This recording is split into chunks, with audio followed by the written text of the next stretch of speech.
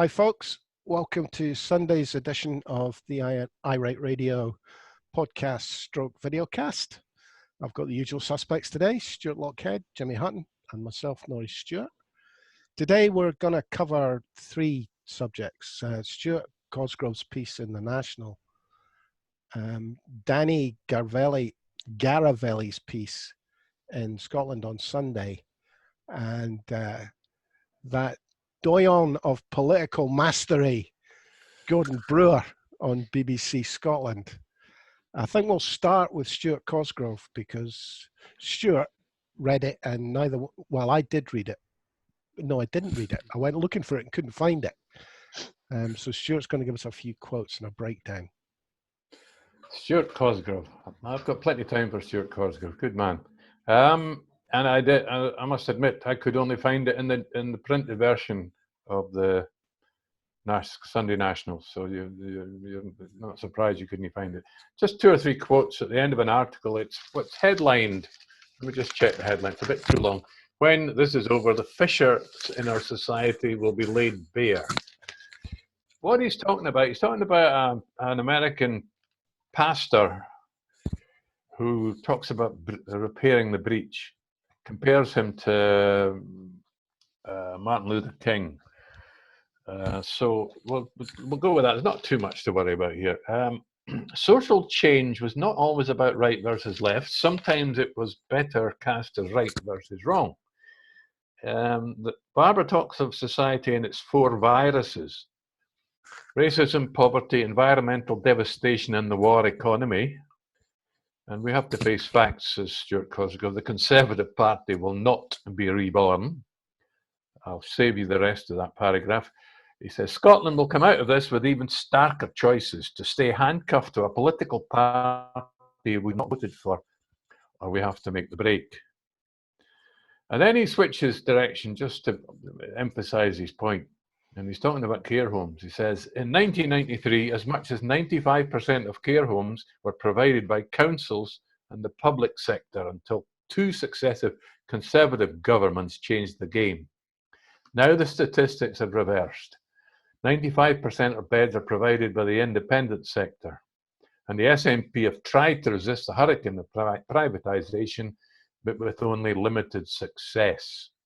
And one last thing he says, things will change and change forever. Who will be there to repair the breach? The honest answer, we will. I think he means the ones that survive and don't die. I've, as you know, been thinking quite a lot about this nursing home situation, care home stroke nursing home, because we have to remember some of these homes don't do nursing care. If you were going to invent a place to put people, a concentration camp, if you like, for people liable to die from this coronavirus, it would look a bit like a care home. Yeah. Well, can you explain to me then, Norrie, you're the expert amongst us on this. What's the difference between a nursing home, a care home, and an old folks home? A care home and an old folks home are kind of the same thing.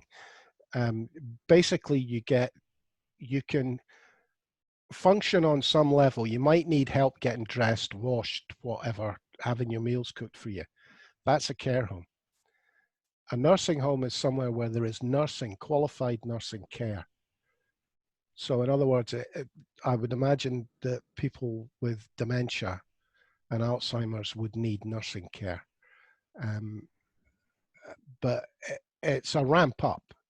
You know, you can't get about. You have chronic problems, arthritis, you know, things like that. Not necessarily things that are going to kill you immediately, but things you need nursing care for. I mean, my parents were in a home with nursing care, and it was a mix. I mean, there were people in there who were okay, mentally fine, maybe a bit frail, couldn't cook for themselves, couldn't maybe clean themselves, couldn't dress themselves. That sort of level of care was necessary.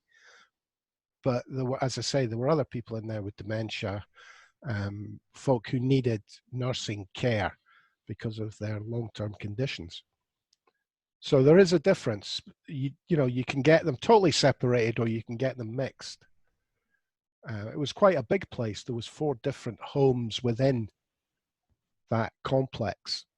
I think it's a cert after this that there will be a major discussion about state provision, and it will be state provision because local governments don't have the money to go and invest in possibly buying these places over, because a lot of them clearly have been run pretty poorly. They've been run where profit has been too important an issue, and care. It's not been secondary, of course it's not been secondary, but profit is too big an issue, too big a consideration in the mix.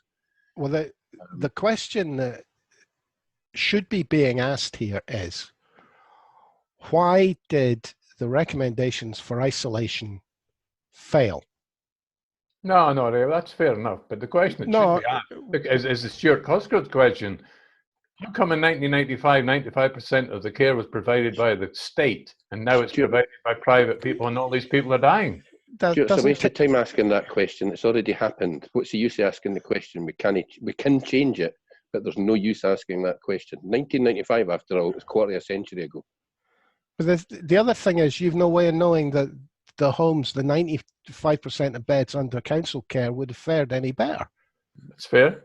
However, privatisation has proved to be not a good plan in the past. Well, the question is, why did the only way to fight this fail in care homes? Because the only way to fight this is to isolate. Well, whether that's for 7 days or 14 days or 8 weeks. Norrie, you have to remember, though, that Public Health England, in the middle of March, were still telling care homes that it was unlikely that this virus would be a major issue in care homes. They only changed their advice on the 14th of March. And I'm sorry, but the Scottish Government were following a lot of the UK government advice. We were going along those lines, maybe not as strictly as people in England were, but we were following that advice as well, because that's the advice that was coming out of SAGE. This is not going to be a major problem in care homes. That's what they told us, regardless of... Well, Scotland issued guidance 8 weeks ago. And Spain. Scotland issued guidance 8 weeks ago, and that guidance was isolate. Yes, I'm not so sure they did, mate. They can say 8 weeks all they want. I'm not so sure. 8 weeks takes us almost back to the start of March, and I'm not so sure that the Scottish Government told people to isolate for 7 and 14 days in care homes back then. Last week, they were saying 7 weeks ago they issued the guidance. Mm-hmm. So I'm pretty sure it was issued. I mean, care homes are, they're not hospitals. It's a lot more difficult to isolate. Their staffing levels will not be what you get in a coronavirus ward in a hospital. Yeah, but they never came and asked, Norrie. They never came and asked for help. It'll go into what comes into my stuff about Brewer later, but they didn't come and ask for help. They didn't come and ask for extra staff. We've got thousands of people who volunteered. They could have been in care homes, helping care homes 3 and 4 weeks ago, but the care home providers and the operators never came and asked for that help. Well, Jimmy, I think you'll find that becomes a question of money. Mm-hmm.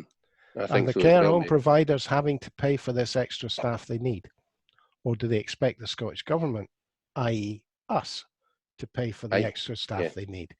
I think you'll find when it all comes out in the wash, a lot of this is about money. Yeah, and I think you're probably right. I think they have been looking for the Scottish Government to provide a huge safety net to the private care home industry. That it just wasn't there. It's not that, it was never thought of that they never asked for that safety net. They've insisted, they've taken all the profit out and not built any safety into the system for themselves. I think they were expecting... turned round to government and asked for it. I think what they expected to happen was if it hit their home, they would ship the people out to a hospital.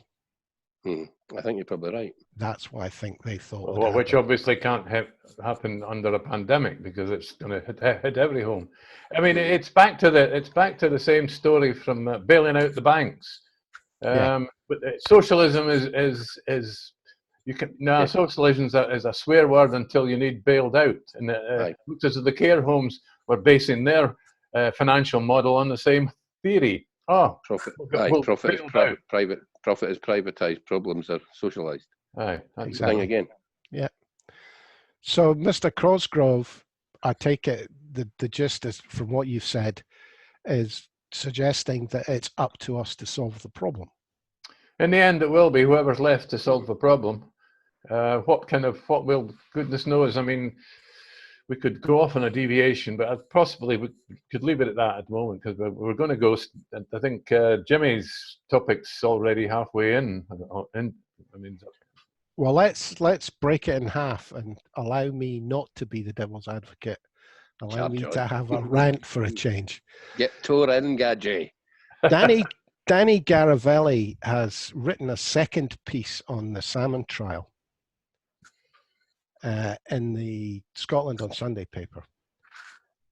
Now, one of the things that leapt out at me was she claims that the women who brought the accusations against salmon, because it is about the salmon trial, are having their reputations trashed. Well, I have a problem with that, because I'm not quite sure how you trash an anonymous reputation. Exactly. So if these women feel their reputations are being trashed, it must be being done by people who know who they are. Mm-hmm. Now, I would suggest the vast majority of people who know who they are the Scottish press. And I've seen nobody in the mainstream media trashing their reputations. it looks to me that Salmon's reputation's been trashed. Well, it brings me on to the second part of this. Ms. Garavelli is making the claim, effectively, she wants Salmon to crawl away and hide in a dark room for the rest of his life. I think her actual words were something like, he has to go and think about what he's done. Well, he's done nothing illegal. And I'm sorry, if everybody is accused of something in court and then found not to be guilty, or in one case not proven, has to go and hide for the rest of their lives, the courts then become an institution that people can bully the innocent with. We can all make up our minds. I mean, what the mainstream media call Salmond, when they call him touchy-feely, I would call tactile. And there's plenty of footage of Alex Salmond putting his arm around people and his head up against their head to get a selfie taken. Well, it's not as though Nicola Sturgeon isn't tactile. Well, he definitely appears tactile. That's what I would call it. I can see that. I can hear Mr. Salmond. I can watch him on RT. I can read his articles. I can read his books. I know who he is. I personally can come to a judgment about his character. Yeah. And I have to say, there are aspects of Alex Salmond that I find less pleasant than others. However, with these women who are remaining anonymous, I don't get that luxury. I don't get to make a judgment on their character. I don't get to decide whether I think they're trustworthy. I don't get to decide whether I think they're capable of taking part in some group attack on one man, because they're anonymous. Now, I don't see why I should be expected to take Danni Garavelli's word, because she happens to know who these people are on this, because I don't know her very well either. I have no idea if she has an axe to grind here. So I just feel that what she is doing is taking advantage of the advantage of anonymity to spin a tale that I can't make a judgment on the truth of. Well, and that annoys me. She's also taking advantage of the fact that Mr. Salmon stayed. He'd be away reflecting, and for about 3 months, he said, because he was off to self-isolate with his missus, who isn't well at the moment. So, knowing that, probably been raging that the most amount of hits any article she's ever written in her life was the last one about salmon. She's decided to double down and go for it again, because it's the only way she's making herself relevant to her publishers. The whole thing just annoys me. The presumption that we should trust somebody in the mainstream media who have time and again been proven to be off the mark. I mean, this idea that a conspiracy doesn't exist because she says it doesn't exist. Aye. I think we should also point out the newspaper that it's published in is it's the number one newspaper in Scotland that's going to fold. It's top of the list for failing. And this thing that there is an element of the yes movement. What? Sorry. She doesn't an know element of anything what yes movement? What She organized group of people is the yes movement? The whole point about the yes movement is it encompasses all sorts of people. People who support Salmonds and people who don't. Oh, I see. Sorry, I missed out on what you meant by an element of the yes movement. Of course, Salmonds got supporters. One of the questions that come up in my mind is, it would appear to me that natural justice, if I sum up what you've been saying, Norrie, natural justice would say that there should be a civil action possible. That's true. Well, if anybody's reputation has been damaged in all this and continues to be damaged every time the subject comes up in the mainstream media, it's Alex Salmond. She should have the rights at least to have it aired in a civil court, I would have thought. I don't think Alex wants to go near another court, though, do you? Look what happened with Tommy Sheridan. Maybe you'd be right. Well, Ian McWhorter, I'll quote him, guys, if you don't mind. This is a quote from way back when. A group of highly placed SNP members made allegations of attempted rape and sexual assault, thrown out by a female-led jury that could have sent an innocent man to jail for the rest of his life. They're continuing to promote these allegations from behind a cloak of anonymity. Now that sums it up. Yeah. That's it in a nutshell. And Danni Garavelli is allowing, chief cheerleader, if not supporting this. I'm sorry, if these women feel that reputations that we know nothing about are being trashed, perhaps they should have the courage.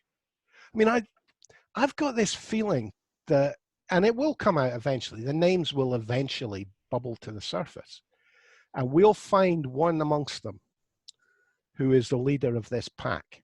Well, there is. It's been hinted at by a couple of people.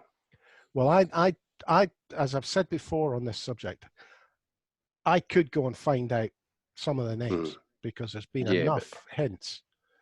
And I'm just not going to do it in case I let it slip out when I get annoyed about it. But see, again, Garavelli comes out with an interesting thing in her article, mate, where she has a pop at Alex Salmond's QC. Now, she's having a go at this whole idea that there may be some kind of conspiracy and dark figures and what have you. She mentions the thing on the train.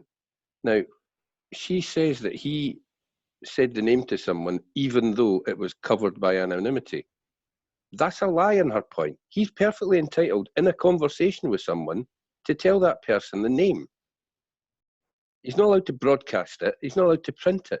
But he's perfectly entitled to tell the person he's having a conversation with the name. If I'd sat in court and knew these people's names and then had a drink with you in your house, the anonymity doesn't cover me telling you that. I could tell you every single one of the names if I knew them. So again, she is misrepresenting what is actually going on. The interesting thing to me about that was her justification for eavesdropping. Aye. Would help her if anybody surreptitiously tapes her in a conversation when she drops the name. Well, Norrie, the way she put it, if I can't remember his name, was it Jackson, the QC? Yeah. If he'd said it, if he'd been set up by two journalists, one of whom was talking to him and the other one was recording it from a seat behind him, it wouldn't be entrapment. Nice, Danny, take that to court, doll, because that's a fucking absolute embodiment of entrapment as far as I'm concerned. Particularly when you're encouraging somebody to tell you something onto tape that they're not allowed to put onto tape. It'll be interesting to see what happens with Craig Murray's. Yeah, that's a funny one, mate. With being just a judge-led inquiry as such. Craig Murray could be bang to rights. He could, if if the Procurator Fiscal, if the Crown Office pick the right judge and the right day, and I very much imagine that they will, then Craig Murray could be in a right shitty situation, mate. Well, I'm sorry, it's a terrible indictment on the state of government and the establishment of Scotland at the moment. Don't do that. This has nothing to do with government. Nothing. This is a decision for the Procurator Fiscal. And if the Procurator Fiscal is allowing himself to be influenced by government, he should lose his job. Someone made a decision to put 22 police on the case of Alex Salmond to spend millions of pounds prosecuting him on the flimsiest of evidence, because right. And that was the police. And if it wasn't the police, once again, if it was the government influencing the chief constable in the way he runs his investigations, the chief constable goes and whoever is responsible in government goes. So you don't think there's a smell right at the top? No. There you are, out and out. I don't think they're stupid enough. There might be a presumption on the part of the courts or the police that they're doing what they would like, the government would like to see be done. But if there is any proof whatsoever, and I'm a big supporter of Nicola Sturgeon, if she's got a single toe in that water, she goes. Mm-hmm. All I've got to say, Norrie, is you are naive to imagine that there is a purity of at the top of the government in Scotland that isn't necessarily there. Why should Scotland be any different from any other country? I think you're being naive that they would be stupid enough to do something that they could get caught doing. If they think they can get away with it, they'll do it. No, but that's all I'm saying. If you think about what I just said, what I said was that the government would in no way issue any kind of order. It would just simply would not happen. It may have been done by osmosis, but there will be no paper trail, no witnesses to stand up in court saying, yep, they told me what to do. They're not that stupid. That's why there's a judicial review and a parliamentary inquiry, because we have to find out how far up it goes. If it's the case that the senior civil servants in Scotland done this on a nod and a wink basis, then the people at the top of the Crown Office, the Procurator Fiscal and the Chief Constable all have to go, because they should have had some kind of absolute direction before they launched an investigation into the former First Minister. And if they haven't had direction, they should go. If it's been done on a nod and a wink. In a way, not Jimmy. I mean, that's my point. Do you think that to start an investigation, the former First Minister of the country, that decision was made without a great deal of serious thought at the very top? Well, I didn't think it goes as far as Nicola Sturgeon, mate, because I think she'd have shut it down. I think she'd have said, what the hell are you thinking? I cannot believe you think she's that stupid. You think Chris Grayling. Look, we're talking here about, let's throw in Yes Minister. Yes, she's the politician. Yes Minister is a fucking comedy program. We're talking about a politician, but historically, the people that run the government are actually civil servants. Yeah, and Jimmy has just said, I think it's far more likely that civil servants have got fingers in this than actual government ministers. That's the point I made. I never mentioned anybody's name. No, you suggested the government was involved. The civil service is not the government. It's the civil service. I think if I was to rewind you back, it's possibly a bit being a bit picky here, but rewind you back to the original civil case that Salmond took out, we discovered that it was the government that started an inquiry into Salmond, and they were found to be at fault, and it was why it was thrown out of court. It was the government. It wasn't. Oh, for crying out loud, Stuart! We'll leave it. Leave it. The civil service act at the behest of the Scottish government. They are not the Scottish government. They're the Scottish civil service. This inquiry was an internal civil service inquiry. We're picking Which at is bones why here. we don't have a dispute. You guys are getting overexcited. Well, you're conflating the government and the civil service. This was nothing to do with the government. This was a civil service inquiry on behalf of their employees, who incidentally are not employed by the Scottish government, they're employed by the British government. Yeah, most of them. Oh. Okay, calm down, Norman. You've got a heart condition. Don't forget that. I'm glad you said it. Jimmy, your hero, well, Gordon Brewer. I am just about to slate him. Absolute horse's arse this morning. I mean, he sets a low bar anyway, Gordon Brewer. But this morning's display of bias, this morning's display of one-sidedness. He was interviewing the chief nursing officer, who again isn't a politician. Interviewed her exactly as if she was a politician. Interrupted every single answer. Shouted her down at times so he could get on to the next question because he wasn't getting the answer that he desperately wanted from the previous question.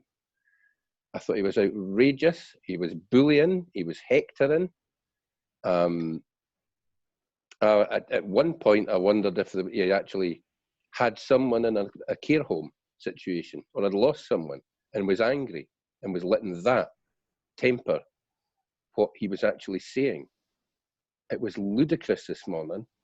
I've never, ever known the BBC to take a public official to task in that manner. And the sad thing is, he was hectoring her and bullying her over stuff that she has no control over. This was all about private care homes. She doesn't administer any private care homes. She's a chief nursing officer. He would never, and never has, and ever ask questions to people who actually run care homes in that manner. In fact, the BBC have allowed themselves to be used as a mouthpiece and a platform for operators of private care home groups, and have never, ever put them under any scrutiny, the like of which he put the chief nursing officer this morning. I think he should be ashamed of himself, and I think there should be a problem for Gordon Brewer marching down the path after that kind of behaviour. Stuart. I saw the beginning of it. Yes, I can't disagree with what I saw. I didn't watch too much of it. I thought it was a mistake for the chief nursing officer to be on television, on that show in the first place, because I've watched her 2 or 3 times at the government briefing, and she's not capable of taking a grilling like that. Although she wouldn't expect to get it, as she's not a politician.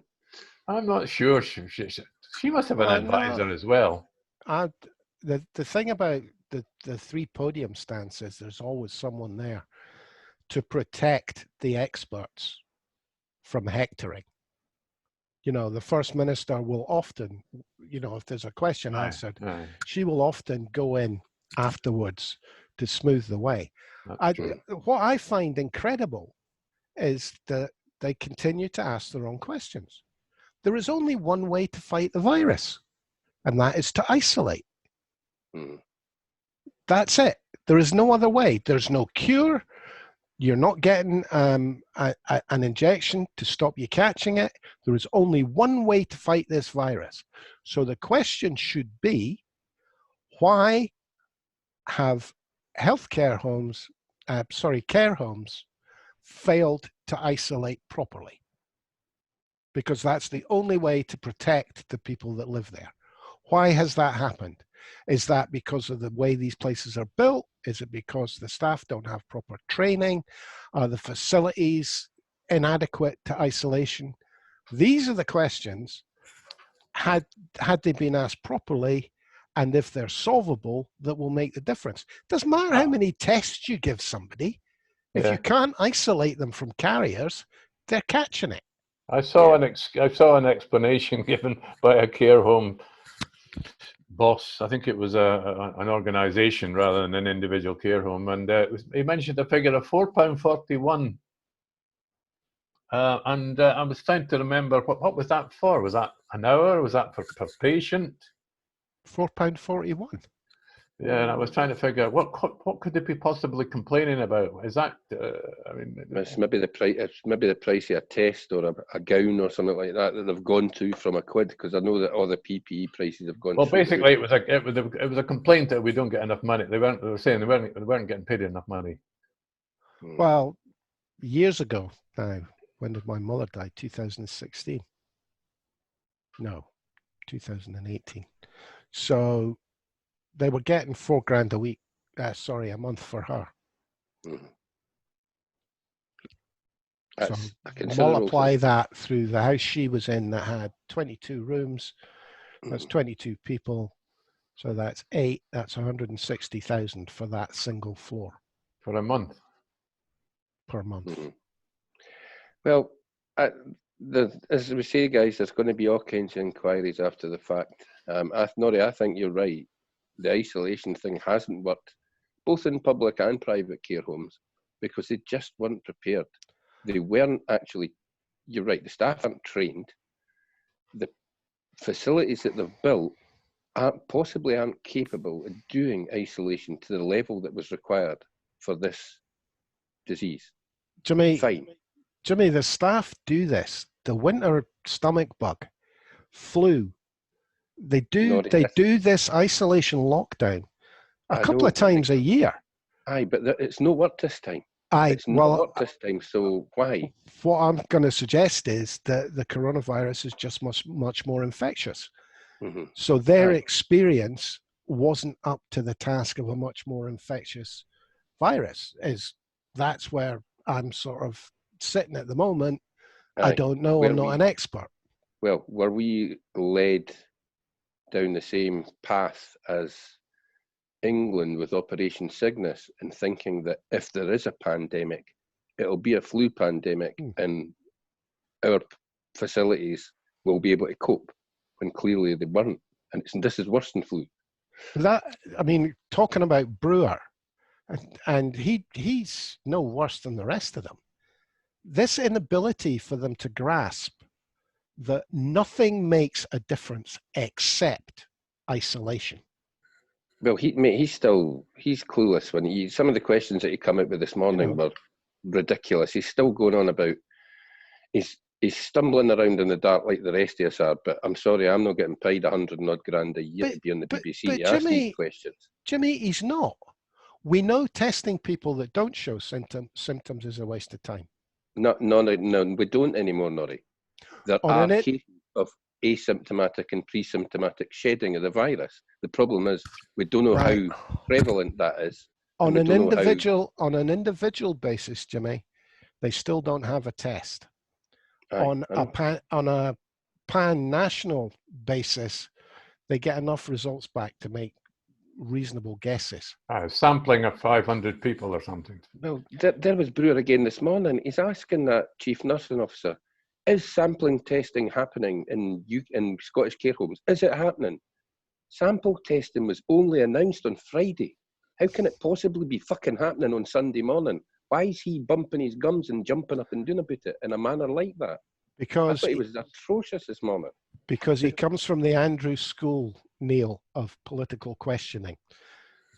It's all about the questioner, not the questionee. You mean not Andrew Neil?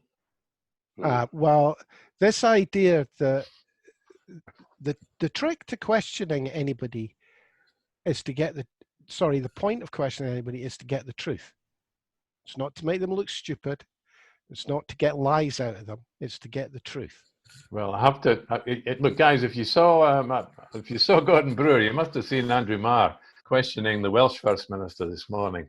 And wasn't there a contrast between? He asked practically the same list of questions of Nicola Sturgeon last Sunday, but the performance was a world apart. Remember last Sunday he was grunting and trying to interrupt Nicola Sturgeon all the way through. This morning he was polite as you like for the Welsh First Minister. They have a problem with Nicola Sturgeon. They all know she's smarter than them. They're terrified she gets one over on them. So the only reaction they have to that is to shout and bluster. And by the way, the Welsh First Minister today was excellent. Did you see Grant Shapps on Sophie Ridge? That was a rare giggle where No, he was. I missed that. Oh, that was brilliant, mate. He was talking. She was talking to him about the figures for people dying in care homes in particular, and pops up a wee graph. Oh no, we didn't need to talk about that. What we're really looking at now is if the figures for excess deaths. And she goes, "Oh, interesting." That bang up pops a graph, and then his only answer to that was, and this graph was particularly nasty, showing that excess deaths in every part of the UK, apart from England, had peaked and had dropped, and in England they were still climbing because they've still got a few thousand deaths actually to pop into the figures before they're anywhere close to real. Grant Shapps' only answer to that was, "Oh no, we can't talk about excess deaths now." After pushing her to talk about excess deaths, you talk about that in a year or so once we've looked at them over a year. Aye, once Okay, it's Grant. all settled down. Mind you, it wasn't all bad, Aunt Mar, this morning. Normally I can't stand it, but he had an interesting interview with the head statistician, the statistics guy. Yeah. That was quite revealing because Andrew Marr didn't treat him as a politician. He treated him as the expert. It was all polite, and we all discovered quite interesting facts. Well, actually, that was useful. Yeah. Aye, when you treat an expert as an expert and question them to get information, you get information. Yeah. That's what happens. Well, the same with the woman on Mar from Edinburgh University. Well, no, she the was one from the World Health Organization. He treated her with respect as well. He wouldn't have been happy because she did say that she thought the Scottish Government had done quite a good job in some areas. That was back on to Gordon Brewer again, mate, the bird for Edinburgh Uni. But you're aye. right, aye.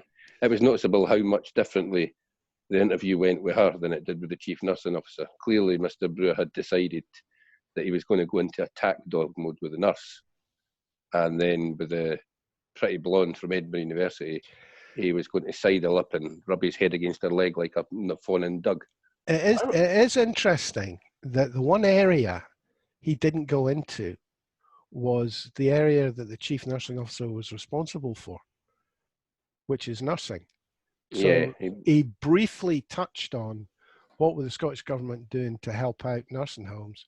And she said, well, if they want more staff, contact us and we'll send them more, which was really the only area she has expertise in. Well, it was the same thing when he was speaking to the lassie of Edinburgh University, and they mentioned the fact that there are ads going out in England to get the gumshoes to be going round people's doors and phoning them with this test and trace thing. We've not seen ads in Scotland. There's a reason we haven't seen ads in Scotland. We have these 16,000 people who have already volunteered. Their names and other stuff is in the system, and those people will be used as and when they're required. And a lot of them will, in fact, I would imagine all of our test trace stuff will come from that bank of people. I noticed, by the way, that there's a lot of ads popping up now from the Scottish Health Service about going and getting your other problems seen to. Mm-hmm. The NHS is open and working, folks. So that's obviously becoming quite a problem. And it's been a few weeks since that first came up. I mean, it must be 2, maybe even 3 weeks since it was first highlighted at the daily press conference. Well, there's been a huge drop-off in people being referred. And obviously that huge drop-off in people being referred to hospitals because they're not presenting themselves to their GP in the first place. I mean, that was revealed by the chief statistic man as well. He was asked questions by Andrew Marr that were quite leading, but the guy just came out and said, well, look, we have got these figures and there are more people dying than we can account for, but we can't tell yet. Well, that was another interesting. He said that we'd actually have more hard facts within a couple of weeks. I'll be looking at him to get interviewed again. I do think that at the end of all this, once they've ironed out all the wrinkles and folds and the differences between the various countries, what statistics they've collected, how they've collected them, I think you're going to find that it's pretty much of a piece. I don't think there's going to be huge differences between different countries, with the possible exception of the Asian countries, who were set up for SARS. So they already had a lot of infrastructure in place that was needed. Oh no, I thought you were talking about the 4 nations of the UK. There are already massive differences now. I Jimmy, I think once the statisticians, if they get the real figures, if they get the figures that they want, I think you're going to find that there's not a lot of difference between European countries. Well, hold it, mate. Sweden's got 6 times more deaths than Denmark, and they're right next door to each other. Yep, and we don't know whether Denmark marks coronavirus on certificates because it might be a contributing factor. That's the kind of thing I'm talking about. Once they iron out and choose on the way a statistics presented. You're sounding like a right-wing politician at that point. Do you think the Danes are not going to write COVID on a death certificate to make themselves look a bit better than their Swedish neighbours? Jimmy, That's I don't know. Thing that Nigel Farage would come out with. Jimmy, I don't know.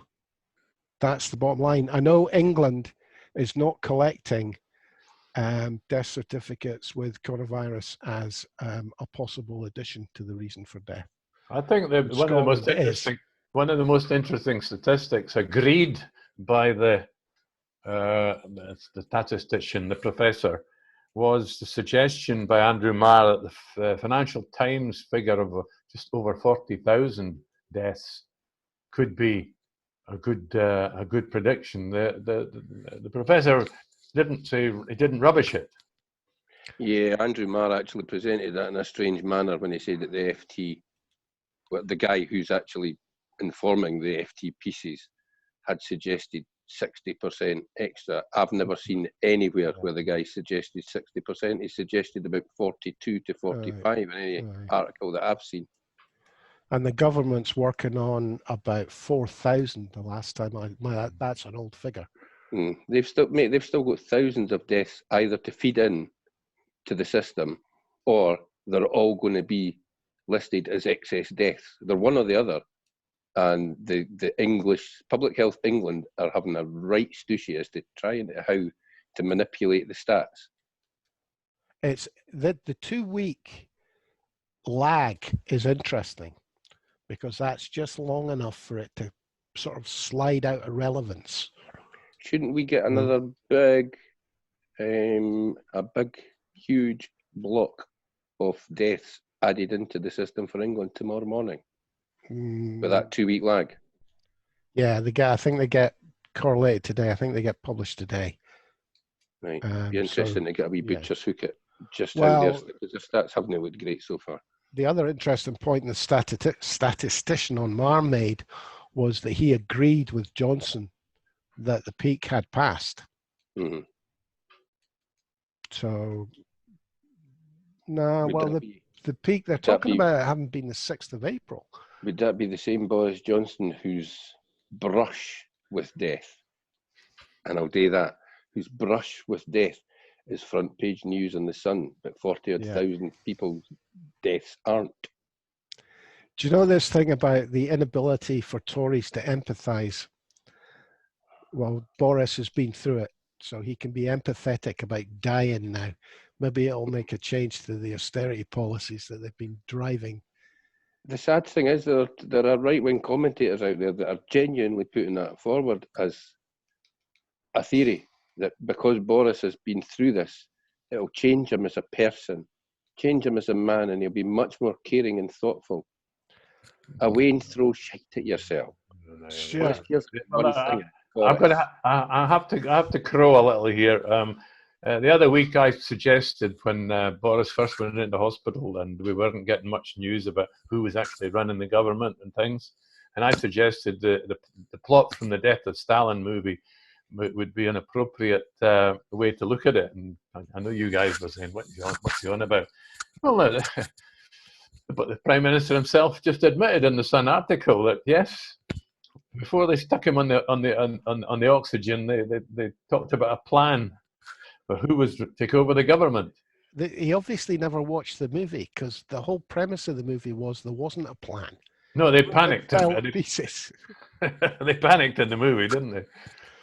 And it's a lot funnier than a Tory government. Yeah, aye. Well.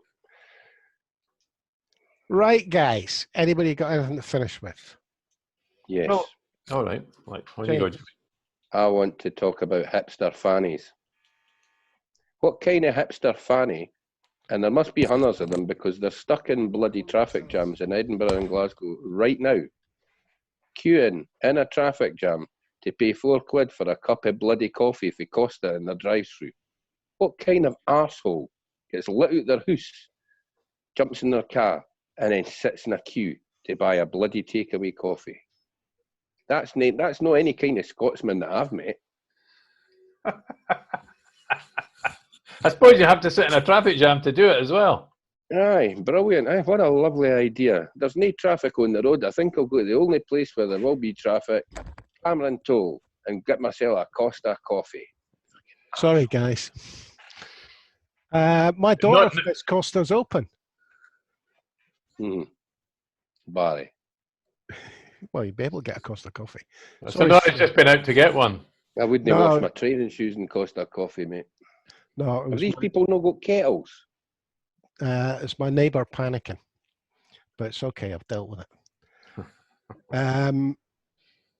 I've got nothing. Stuart, you got anything else? Well, I would just like to point out that Brian Spanner is drooling at the thought of Alex Salmonds' book coming out. Simply because the SNP, the results from this latest opinion polls have got the SNP totally smashing all the other political parties in Scotland into the dust. And it would appear that Brian Spanner is drooling at the idea that Alex Salmonds' book could blow the SNP out of the water. Do you realise that the Holyrood intention with Don't Know's taken out is 58%? 58%. Yeah. And the Greens have hardly got any, are hardly part of it. They're only 2%. Well, I'll tell you, if anybody gets a second independence party off the ground to stand on the list. Yeah. I've been speaking to a couple of people online about that, Norrie. The problem is their organisation isn't great, obviously, because their meetings have been cancelled and they've done absolutely sod all for the last 6 weeks online. So we're no further forward in finding out who's behind the clients and who their candidates are going to be. This is the crowd you joined the Facebook page of. Yeah. This isn't a Stuart Campbell thing. No, it's not to do with Stu Campbell, mate. To be honest, the few people that I've met are, I would call them lefty splitters, if I'm honest. The people that I've spoken to, I'm not impressed with. They've not got a lot of organisational nous, and they really didn't like it when you point out that their candidates can't be people who will just split the yes movement, because if that is the case, then you would not support them even standing candidates. If their candidates are going to be idiots, then that makes the whole premise idiotic. I think the only way this would work is with ordinary people standing, which is why I don't actually think a Wings party would work either. Too divisive. And on that cheery note, well, I think we'll call it a day, guys. Thanks, Stuart Lockhead, Jimmy Hutton. I'm Norrie Stewart. Thank you, folks, for listening or watching. And we'll catch up with you tomorrow, which will be Monday, I think. I'm losing the days of the week, I have to be honest. You're losing it. Cheers for now, folks.